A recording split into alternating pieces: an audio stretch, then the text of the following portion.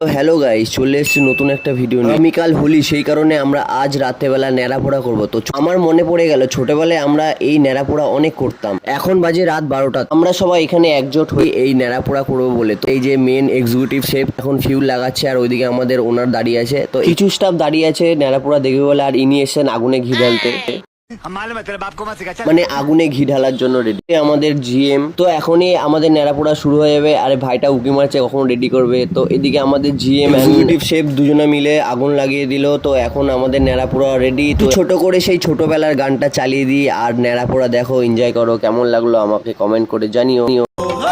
আজ আমাদের ন্যাড়া পোড়া, কাল আমাদের দোল।